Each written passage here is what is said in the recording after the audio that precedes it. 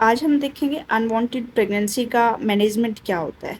तो पूरे मैनेजमेंट के बारे में हम पढ़ेंगे। तो सबसे पहले अगर हमें ऐसा लगता है कि कोई पेशेंट बोल रहा है कि मैं प्रेग्नेंट हूँ, तो सबसे पहले हमें क्या करना चाहिए? फर्स्ट थिंग टू डू, जो कि बहुत इंपॉर्टेंट है, तो सबसे पहले कंफर्म करना चाहिए इंट्रायूटेराइन प्रेगनेंसी अल्ट्रासाउंड की हेल्प से कि वो प्रेग्नेंट है भी या नहीं है। रूल आउट करना चाहिए कि एक्टोपिक प्रेगनेंसी तो उसको नहीं है, क्योंकि एक्टोपिक प्रेगनेंसी में क्या होता है, अबॉर्शन के चांसेस वैसे ही खुद ही बढ़ जाते हैं।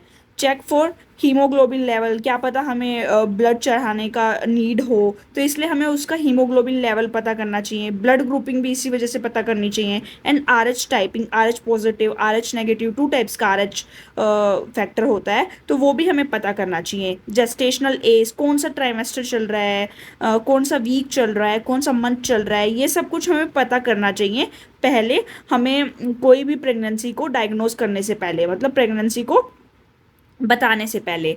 तो उसके बाद अगर मान लीजिए कंफर्म हो जाता है the patient is pregnant, then what is the management? तो मैनेजमेंट जो होता है जेस्टेशनल एज के अकॉर्डिंग डिफरेंट डिफरेंट होता है। जैसे कि सबसे पहला हम बात करते हैं अप टू 7 वीक्स, अगर कोई पेशेंट प्रेग्नेंट है, लेस देन 49 डेज, मतलब टोटल वन 1 मंथ से थोड़ा सा ऊपर होगा, टोटल 2 मंथ्स भी नहीं हुआ होगा, तो 1.5 मंथ मान के चलिए। इतना अगर टाइम हो गया है किसी को प्रेग्नेंट हुए, तो मेडिकल अबॉर्शन में क्या गाइडलाइंस है?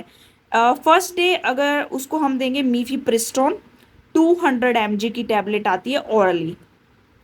आफ्टर 24 to 48 आवर्स, जब हमने ये टैबलेट दे दिया, उसके 24 से 48 घंटे बाद हम देंगे मीसोप्रोस्टोल 800 mcg। मीसोप्रोस्टोल क्या करता है ना, वो यूट्राइन कॉन्ट्रैक्टिबिलिटी को बढ़ा देता है, इंक्रीज कर देता है, जिससे कि क्या है, मीफीप्रिस्टोन का जो इफेक्ट है वो इन्हेंस हो जाता है। तो cramping with in few hours, heavy bleeding, passage of clothes tissues, तो ये क्या है, एक्सपेक्टेड साइड इफेक्ट्स है। मतलब ये होगा ही। ब्लीडिंग होगा 7 to 10 डेज, ये मेडिसिन लेने के बाद। माइल्ड फीवर होगा। Follow up after 1 to 2 weeks, doctor से फॉलो अप लीजिए। अब मान लीजिए कोई पेशेंट है, वो 7 to 9 वीक्स हो गए हैं, उसका जेस्टेशनल एज 7 to 9 वीक्स है, तो क्या करेंगे, same medical method works, slightly more bleeding, वही हम जो हमने वहाँ पर 7 वीक्स वाले में जो पढ़ा था मीफीप्रिस्टोन और मीजोप्रोस्टोल का, वही सेम मेथड हम यहाँ अप्लाई करेंगे। पर इसमें रिस्क ऑफ ब्लीडिंग थोड़ा ज़्यादा होगा, higher chance of repeated dose, और डोज भी हमको रिपीट करने का नीड पड़ सकता है अबॉर्शन कराने के लिए। इसके अलावा हम एक चीज़ और यूज़ कर सकते हैं इसमें, मैनुअल वैक्यूम एस्पिरेशन। इसमें हम क्या करते हैं, लोकल एनेस्थीसिया पेशेंट को देते हैं, 5 to 10 मिनट का ये प्रोसीजर होता है, इमीडिएट कंप्लीशन इसका हो जाता है। हम थोड़ी देर ऑब्जर्व भी कर सकते हैं पेशेंट को कि उसको कुछ ब्लीडिंग वगैरह हो रहा है या नहीं हो रहा है, ऐसा करके। तो ये मैनुअली किया जाता है, इसमें कोई मशीन यूज़ नहीं किया जाता। ये आगे हम पढ़ेंगे, मशीन वैक्यूम एस्पायरेशन भी होता है। तो ये हमारा मैनुअल वाला था। मैनुअल वाले में हमें थोड़ा मशीन सेटिंग्स नहीं करनी पड़ती हैं, और ये थोड़ा कम रिस्कियर होता है एज कंपेरिजन टू मशीन वाला। उसमें हमें डायलेट भी करना पड़ता है सर्विक्स को। तो अब आगे हम बात करते हैं। हमने 7 वीक्स पढ़ लिया, 7 to 9 वीक्स पढ़ लिया। अब हम बात करते हैं 12 वीक्स की। तो 12 वीक में क्या करेंगे, सर्जिकल मेथड इज प्रेफर्ड। जैसे कि वैक्यूम एस्पायरेशन के बारे में मैंने बताया था ना, वहाँ पर हमने मैनुअल वैक्यूम एस्पायरेशन देखा था, यहाँ पर हम सिर्फ वैक्यूम एस्पायरेशन देख रहे हैं, जिसमें हमको सर्विक्स डायलेट करना पड़ता है, सक्शन इवेक्यूएशन डन, सक्शन करना पड़ता है, ऑब्जर्वेशन फॉर फ्यू आवर्स। इसमें रिस्क क्या क्या है, ब्लीडिंग हो सकता है पेशेंट को, इन्फेक्शन हो सकता है, इनकम्प्लीट अबॉर्शन भी हो सकता है कई बार। अब now comes to the 12 to 20 weeks gestational age. इसमें क्या करते हैं, हम मेडिकल इंडक्शन भी करेंगे, वही सेम मेडिसिन के थ्रू, मीफीप्रिस्टोन और मीसोप्रोस्टोल एवरी 3 आवर अंटिल एक्सपल्शन। पर इस बार हम इसको रिपीट करेंगे डोज को जब तक एक्सपल्शन हो नहीं जाता, आफ्टर 3 आवर्स, एवरी 3 आवर्स, जब तक अंटिल एक्सपल्सन इज डन।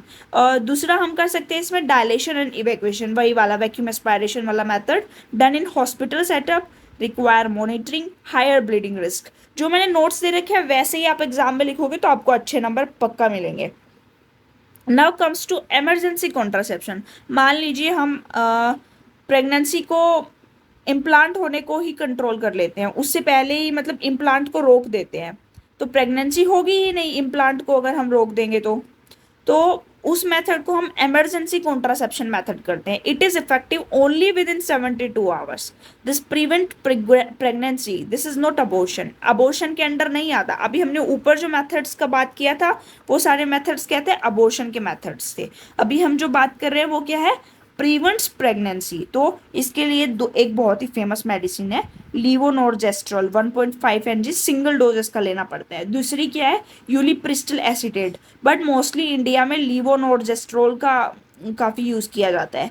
अब इमरजेंसी वार्निंग साइंस क्या है, अगर हम अबॉर्शन वगैरह करा रहे हैं या इमरजेंसी पिल्स ले रहे हैं तो वार्निंग साइंस क्या है, हमें तुरंत डॉक्टर के पास कब जाना चाहिए. तो इसके इमरजेंसी वार्निंग साइंस है soaking more than 2 pads per hour. Per hour more than 2 pads अगर ब्लीडिंग के हो जाते हैं तो एक it is an emergency sign. दूसरा severe abdominal pain, persistent fever, false discharge, no bleeding after pills. It is also a warning sign. No bleeding after pills because bleeding is definitely occur after the pills.